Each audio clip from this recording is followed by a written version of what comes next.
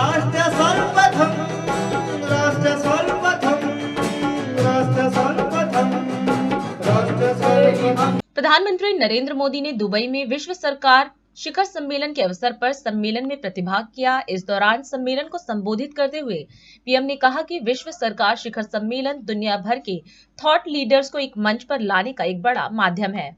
उन्होंने कहा कि दुबई जिस तरह ग्लोबल इकोनॉमी, कॉमर्स और टेक्नोलॉजी का एपिसेंटर बन रहा है, यह बेहद महत्वपूर्ण है।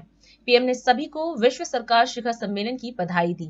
साथियों, वर्ल्ड गवर्नमेंट समिट दुनिया भर के थॉट लीडर्स को एक मंच पर लाने का एक बड़ा माध्यम बन चुकी है। इसमें हिज हाइनेस शेख मोहम्मद बिन रशीद की विजनरी लीडरशिप, उसका बहुत बड़ा रोल है।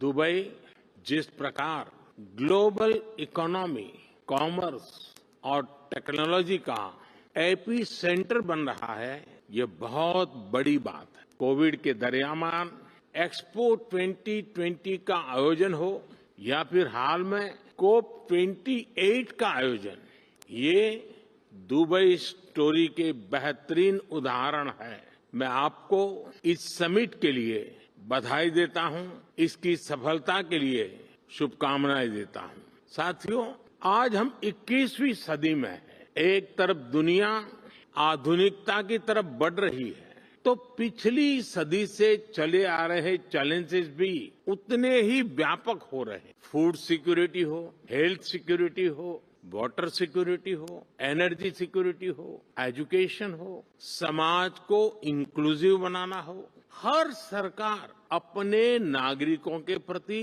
अनेक दायित्वों से बंधी हुई है। टेक्नोलॉजी हर प्रकार से, चाहे वो नेगेटिव हो या पॉजिटिव, एक की डिसरप्टर साबित हो रही है। टेररिज्म आए दिन एक नए स्वरूप के साथ मानवता के सामने नई चुनौती लेकर आ रहे हैं।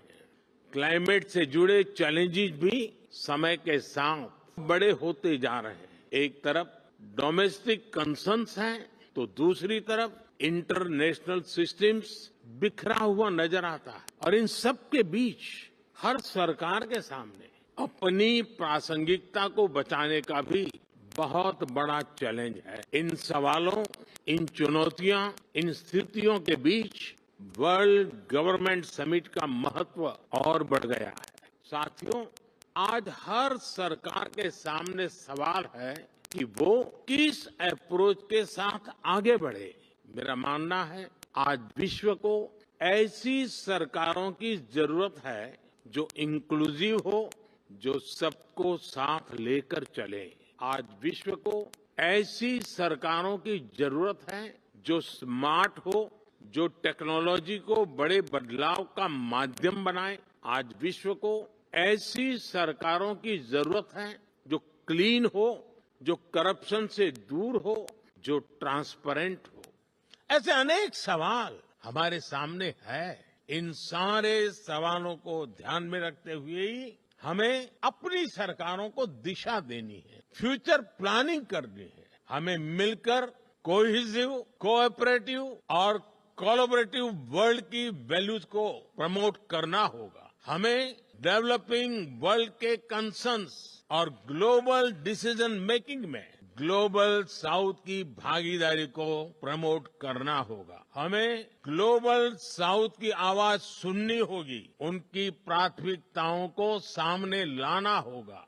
हमें जरूरतमंद देशों के साथ अपने रिसोर्सेज और अपनी कैपेबिलिटीज को शेयर करना होगा। हमें एआई, आर्टिफिशियल इंटेलिजेंस और क्रिप्टो करेंसी, साइबर क्राइम ऐसे पैदा हो रही चुनौतियों के लिए ग्लोबल प्रोटोकॉल बनाने होंगे। हमें अपनी नेशनल सॉवरेनिटी को प्राथमिकता देते हुए इंटरनेशनल लॉ की मर्यादा भी रखनी हो। इन्हीं भावनाओं पर चलते हुए हम न केवल सरकारों के सामने उपस्थित चुनौतियों का समाधान करेंगे, बल्कि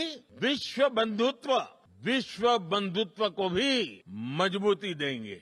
एक विश्व बंधु के रूप में भारत इसी सोच के साथ आगे बढ़ रहा है। अपनी G20 प्रेसिडेंसी के दौरान भी हमने इसी भावना को आगे बढ़ाया। हम one earth, one family, one future, इसी भाव से चले।